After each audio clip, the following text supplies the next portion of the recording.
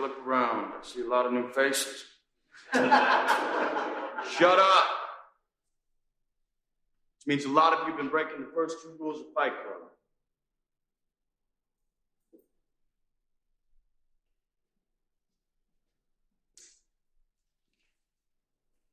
Man, I see in Fight Club the strongest and smartest men who've ever lived. I see all this potential. I see it squandered. God damn it, an entire generation pumping gas, waiting tables, slaves with white collars. Advertising has us chasing cars and clothes, working jobs we hate so we can buy shit we don't need. The middle children of history, man. No purpose or place. We have no Great War, no Great Depression. Our Great War is a spiritual war. Our Great Depression is our lives. We've all been raised on television to believe that one day we'd all be millionaires and movie gods and rock stars, but we won't. We're slowly learning that fact. We're very, very pissed off.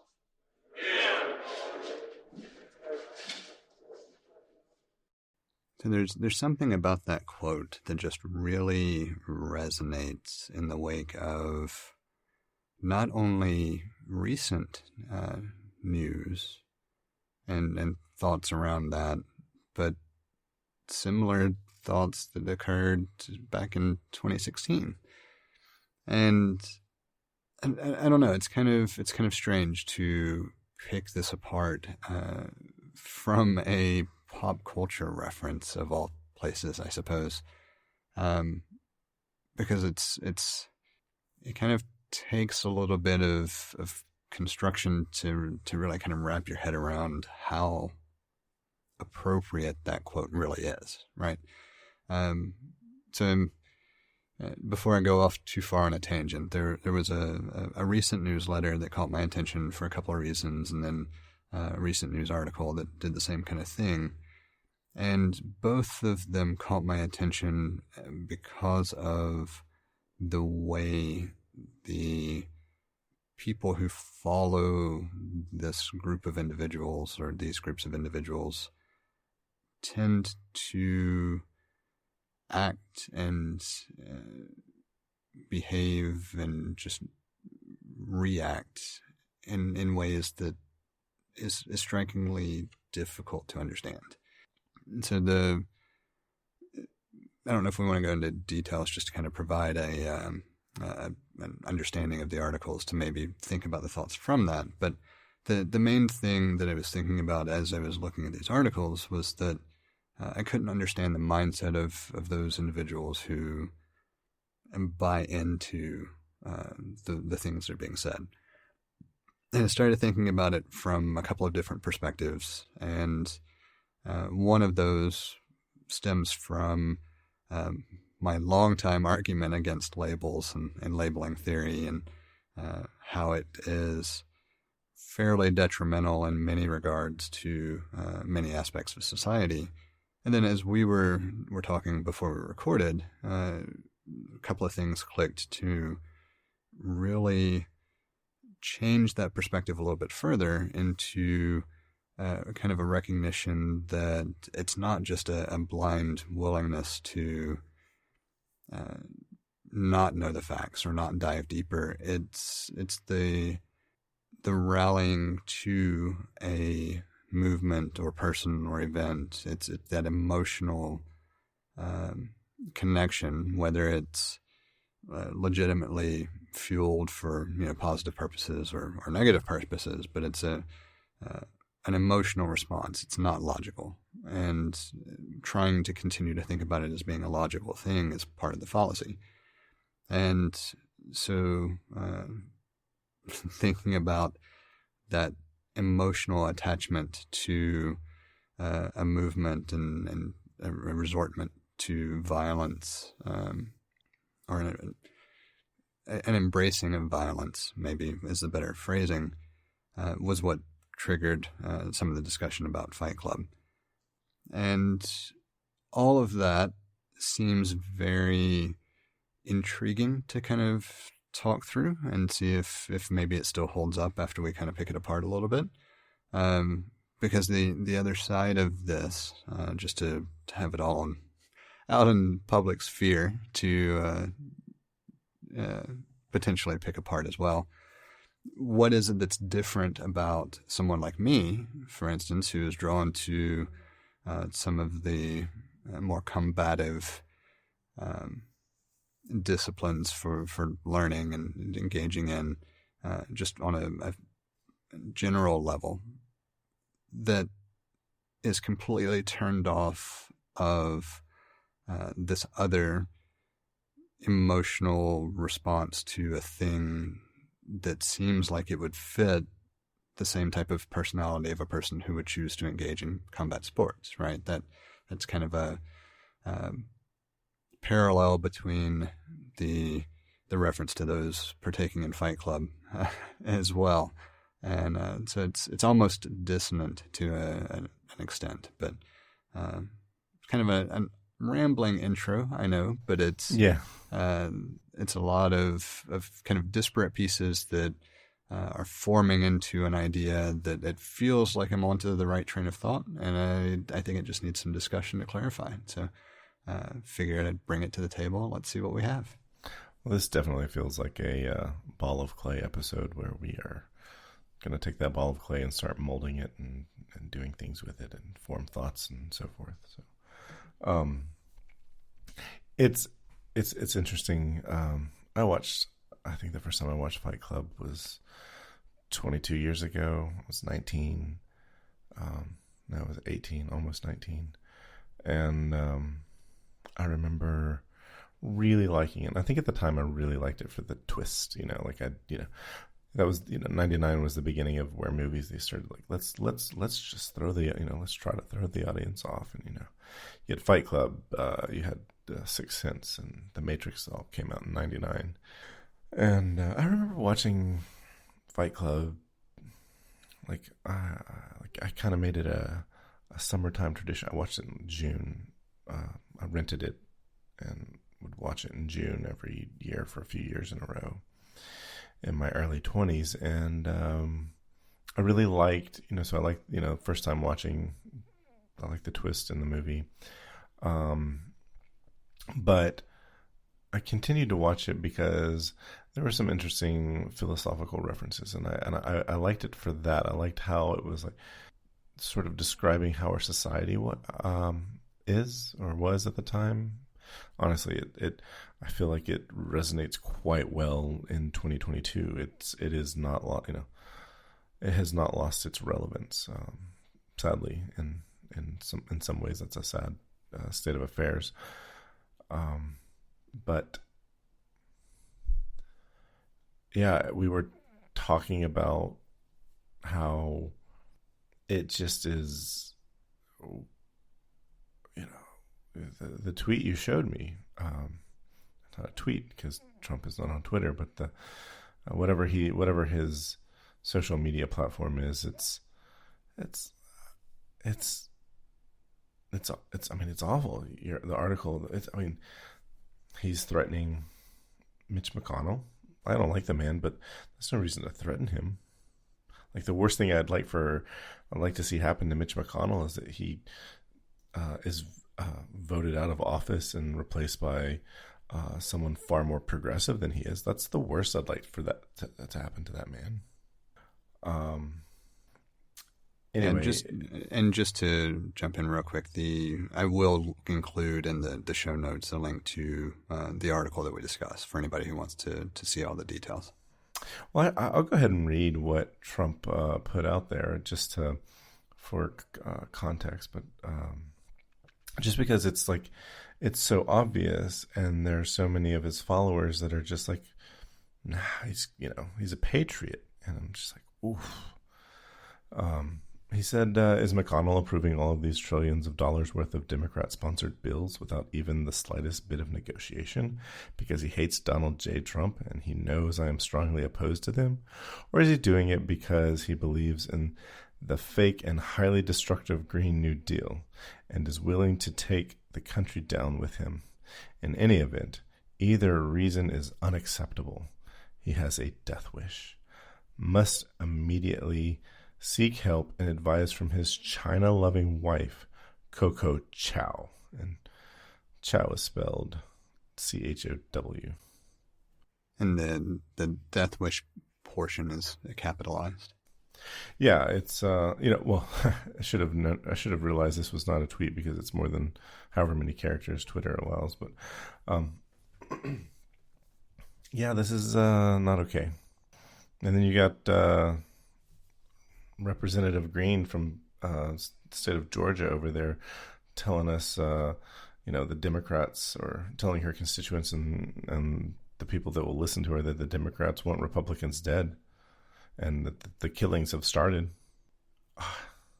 And so, that got us onto the idea, Yeah, so that combination, the combination of articles had, my original idea was how is it that you can't see through these types of things, right? It was trying to figure out why people would believe just blatantly wrong things. And I think I was asking the wrong question. Because it whatever the words were wouldn't matter, right? The people that are fervently supporting these types of individuals don't really care what you're saying. Right. It's like this rhetoric, the rhetoric no longer matters. And so thinking about that, what is it actually doing? And it's a rallying cry. And it's trying to get people to feel invested and become a part of something because they're trying to paint themselves as the saviors of America or democracy or something. Like I don't know if I guess America would be I think they believe that they are trying to save America from becoming too woke or not white enough or not Christian enough. Yeah, I was going to go back to the phrase has been "Make America Great Again," right? That's where it all stems from, as far as the slogans and all. So, right, being a savior of America is what they're attempting to rally people behind as an idea, and people love the idea of being attached to a heroic arc of a story. Everybody wants to be the hero of the story, and that's what got us into. Me misquoting Fight Club. Yes, and that brings us full circle on how we got to this realization that it's more than attempting to logically understand why you wouldn't pay attention to the truth. I don't care what the truth is. I'm latching on to this movement because I want to be on the right side of history. Yeah, this is quite a far ways down the road from ignorance is bliss. I think for some folks this is, well, if what we saw in January of 2021, this kind of, I don't even want to call it rhetoric anymore. This is pushed on beyond that, because in 2021, people, viewed this kind of these words, this kind as a call to arms, which leads me. That's a fair point. I don't have a better word for it than rhetoric immediately, just because it is false information, or predominantly false information at best. And so I hate to not identify it in some way as being something that is, spoken that is incorrect. And I don't have a better word for it at the moment, because I certainly don't want to devalue it either, because it's not just rhetoric at this point, which is right. Accurate. It used to be that, somebody would say a thing. There'd be some political somebody with some political platform would say something, and it wouldn't be true, and there would be folks that would be fact checking, and that would be put in the category of rhetoric when it was just something to say in a debate or out, just to get attention or cast attention elsewhere. It would, I don't want to say it was harmless, but it isn't what this is something different, because I'll go ahead and throw in the follow-up that I had from last week, and because I was having trouble with the what to call the events of January 6th, and I we knew I knew it was a coup, and I realized today that it was a coup that was called off. It was a coup that was called off, and in some ways about to be squashed. The military presence showed up, and those folks didn't want to stay. But this is at any point I feel like what if nobody does anything, then maybe it's rhetoric. But at what point will people do something and it's no longer rhetoric, and it serves as a call to arms? Yeah, and we have been past that point for a while. It was just most blatantly manifested on January 6th. The other piece of this, and I kind of mentioned it in the preamble, if you will. One of the things that helps drive these rallying cries forward, other than people wanting to be the hero of the story, is how invested all of those individuals are with the labels of Republican or Democrat. It has to be us and them. There's no middle ground. There's no non-binary choice. Either you are a Republican or you are a Democrat. Nothing else can exist. And those labels are being used to describe behaviors and characteristics of people, and it's completely absurd, because those are not labels that describe people in any way other than if they have elected to call themselves that label. Yeah, I think we've talked about it on this show about the Republican governors from California have not been, they're not so regressive and so forth, but it's a label. It's I feel like for some people it is like they'll look at D bad, R good, or vice versa. Like it goes the other way around. D good, R bad. Very much so. I've heard people make comments about someone saying something that was, we're going to just say it's dumb for whatever reason. Doesn't matter what the context is. Doesn't matter what it's about. Just somebody saying something dumb. And I have heard comments made about, oh, that person must be a Democrat.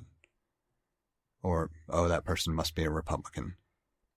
Like it's so absurd to even equate different types of things like that in the first place.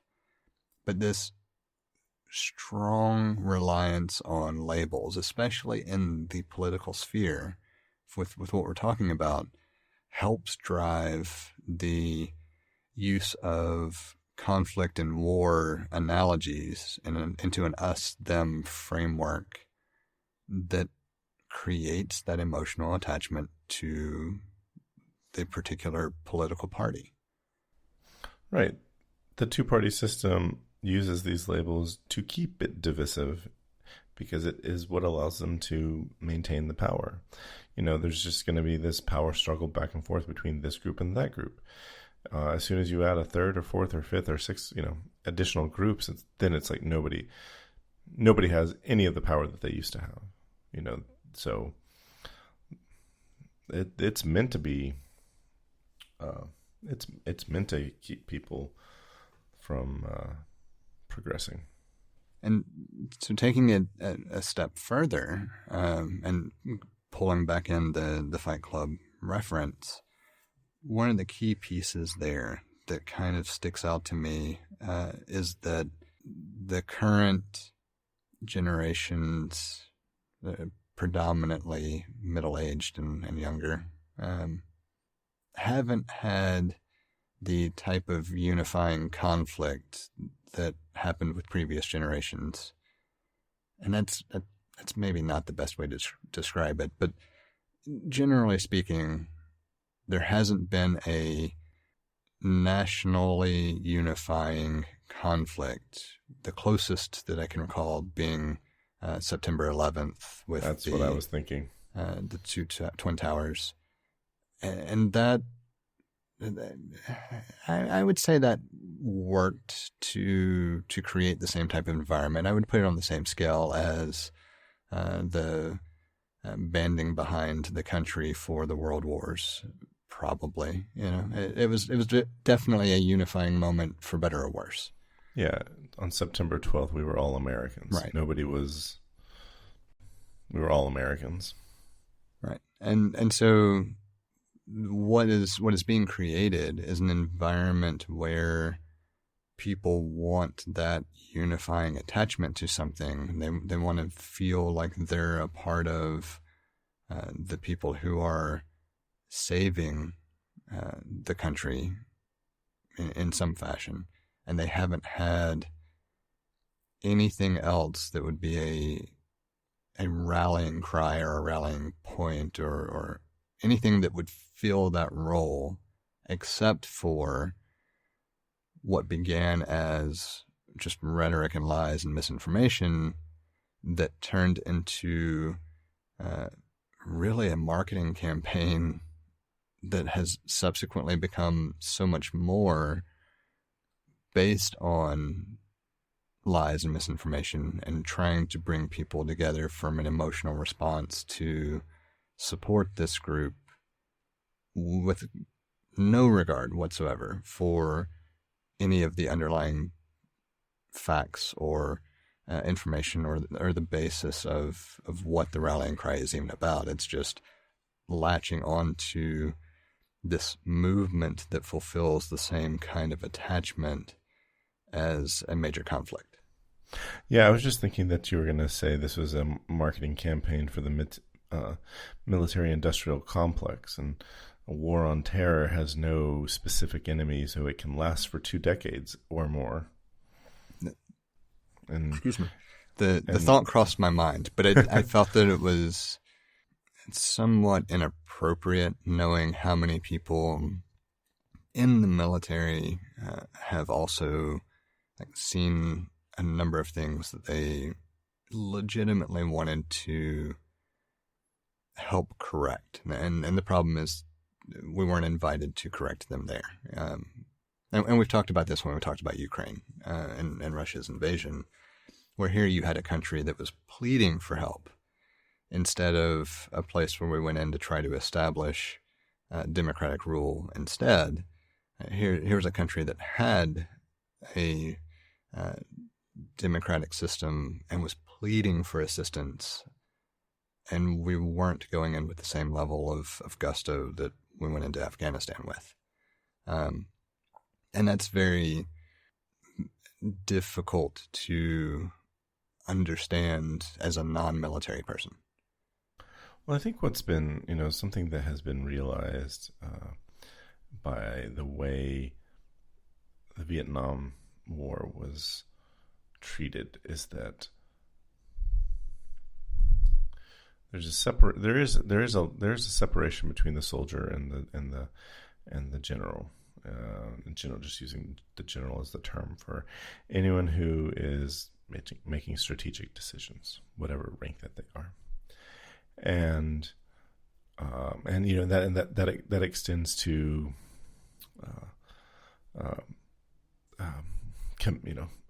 congressional committees who are deciding how the war is funded and whether or not this mission whether or not what basically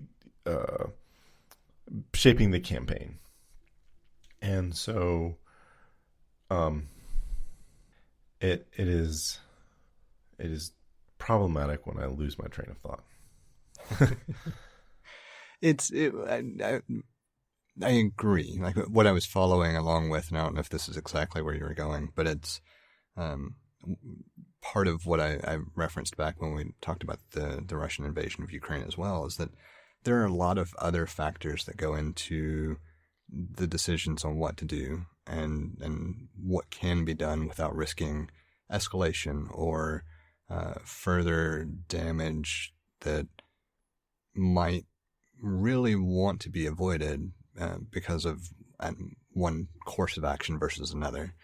And so using the Russia-Ukraine conflict as an example, I don't even know if it's right to call it it's a war. It's a war. Either way. I mean, technically Vietnam and Korea weren't wars, but they were wars. People, I remember a line from a show that I liked, MASH. They were like, they called it a police action, referencing the Korean War, which was, and the show was a not so thinly veiled, an open protest or an open commentary on the Vietnam War and blah blah.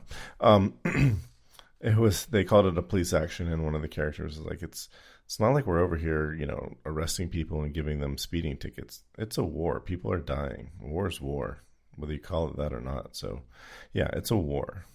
Yeah, I completely agree. I was just trying to think of the way it's typically described in our news cycle, just to try to be consistent. But the choice to provide a lot of aid indirectly, directly with regard to weaponry and things of that nature, but indirectly as far as sanctions and all go, whether it's really been overly effective or not, it depends a lot on who you listen to, I suppose. But there's a different approach there, that all of these different points you were describing have different impacts on that decision-making process, because each of them could easily lend some other piece to the story that could say, well, we really don't want to drop a battalion of soldiers in because of this or this potential response. But we could get a similar effect by doing training and providing armaments, and we can easily say, whoa, we didn't do this. This is not the escalation that should be pursued. And obviously that I'm paraphrasing a lot, because it's not like there's a direct line of communication saying, hey, we're going to do this and you're not going to do this because we didn't go this far, that kind of thing.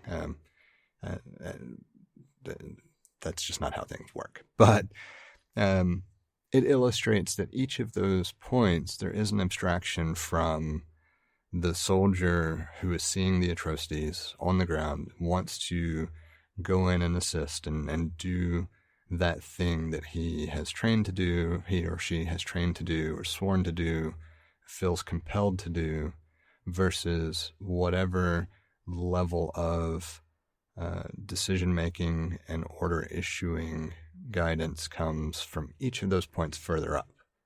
And you could very easily reach a point fairly quickly where there's no emotional component to that decision, like you would see from the soldier, theoretically, in this case. And that lack of an emotional component in the decision makes it easier to say, this is an escalation that we just want to try to avoid. We want to be ready for it. But if we can avoid it by doing something else, that's the better path at this time. And that is part of what's missing in the political sphere today. There's no thought of trying to meet in the middle or maintain some level of friendly discourse or communication in any way, it seems, and try to do what is the actual function that those people are supposed to be doing. It's all about either an individual or a small group of individuals wanting to continue to inflate. I don't think inflate is the right word. Wanting to continue to fan the flames and create this environment where they are the heroes of the story. Yeah, the part of the Middle Children of History quote that made me think of this is, you keep saying people want to be the hero of their story, and when you don't have a lot going on in your story, you have to, find it, dig it up. And comments from the former President Trump and comments from people like Representative Green are just, it's the fuel to the fire. I was also thinking about how it's a hell of a lot easier to join or start a conflict when your opponent has no access to nuclear weapons. There's that. Yeah, I mean, are nuclear weapons the same deterrent that were before, though? I mean, sure, they're a deterrent, but mutually assured destruction is kind of, who's going to do that? You invade Afghanistan, you invade Iraq, there is no mutually assured destruction. You go help out Ukraine, who's being invaded by Russia. Putin's not, especially what has been reported, prior to, in the before times, he was already a little bit, few fries short, but post-pandemic, the after times, it's like he's out there. So I don't know. Yeah, there's so many things there, really. I mean, one of the things that still strikes me as ridiculously difficult to comprehend is the seeming affection's not the right word, reverence for Putin by certain people that are invested in our politics. You mean our former president? That's one.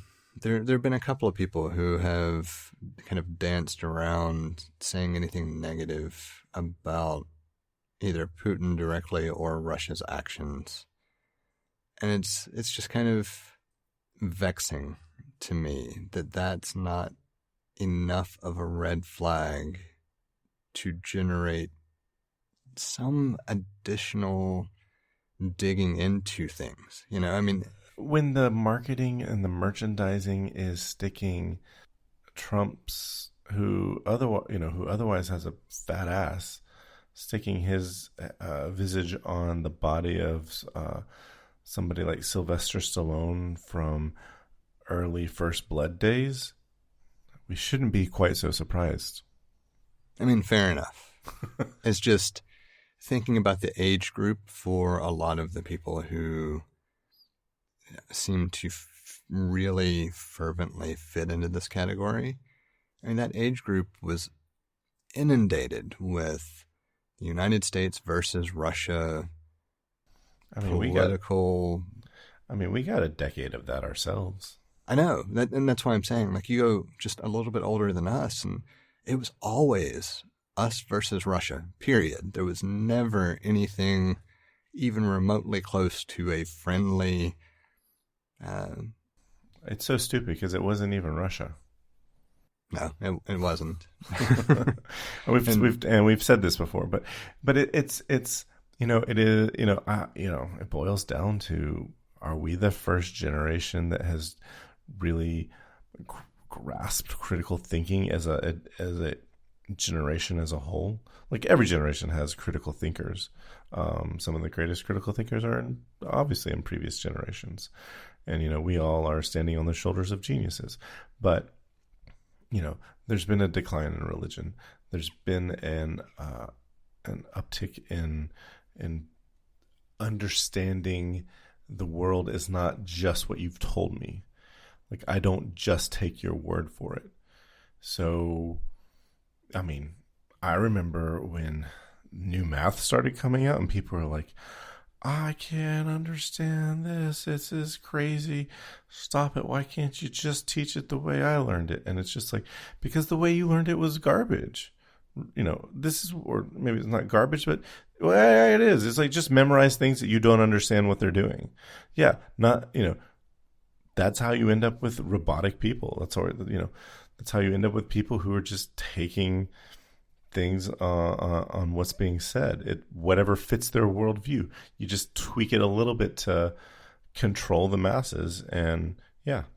So maybe it's just the fact that like later, young Gen X and the following generations are better critical thinkers. It's kind of funny that you bring new math into it. I don't have the strong feelings that a lot of people have. I don't understand the new way of doing it. I haven't tried to understand it either, though. I do get overall, conceptually, there's a component to it that seems to be better suited to understanding some of the underlying concepts. New math. Go ahead. The big thing is I don't care to understand it. I have no reason to yet. Well, you don't use it every day. I know I will eventually, because I'm sure I will be asked to assist with math homework at some point, and there will be a discussion about something that illustrates the difference in learning processes. Yeah. I like to go down this rabbit trail just a little bit, and that I first, started seeing things about new math before I ever even, I didn't even have children. And I was like, I kept hearing these things, these terrible things about new math. Oh, it's awful. I don't understand it. It doesn't make, they get the right answer, but I don't know how they're doing it. It's, it's not, it's certainly not rocket science. It might help people get to rocket science faster, but it's not that. And I looked up some YouTube videos about it, and I'm just like, oh, I get it. I don't know new math. Like I wouldn't be able to explain new math. I watched some videos. I watched people explaining it. It made sense to me. They are not difficult concepts. Actually, some of the concepts are things that I just figured out how to do on my own. Just because I figured out easier ways to do math. It's just like, if you have, if you wanted to subtract, 587 from 999, well, it's just a lot easier to subtract 588 from 1,000. I said that backwards. If you wanted to subtract 588 from 1,000, it's a lot easier to try to do it 586 from 999. It's because you don't have to carry the one and whatnot. So, that's what new math is teaching, is like, how do you actually manipulate numbers in ways that our brains understand or are easier to understand instead of just rote memorization. My understanding of it then is generally correct, which is just finding patterns in the way numbers work. And, yes. So sure, it goes back to, could I teach it? Could I explain it? No. I think I understand the idea. I have no reason to dig into it because I have no reason to use it, because the way I learned and subsequently figured out problem solving has served me perfectly fine. Well, I mean, if you when your boy comes home with math problems and he's like, "Hey, I don't understand this," you can read the paragraph that comes on the sheet of paper and be like, "Oh, this is what you do." You'd understand. New math is not hard to understand. It is like, I'm not good at math. But I'm also not dumb, and I don't think most people are dumb. And so it is just, it's along the lines, maybe a lot of people are lazy. I would tend to agree with that being the assessment more than anything, because I think most people who railed against the thought of a new way of learning something just didn't want to try to understand anything new. Yeah, it's there's an inherent discomfort with learning something new, and this goes well with both the current conversation and multiple conversations we've had in the past. People dislike discomfort. I mean, it's normal. All of us dislike discomfort. Where you grow as a person is being able to accept random discomfort and not immediately recoil from it or try to avoid it, but instead say, where does this come from and how can I change it? Or how can I make it better?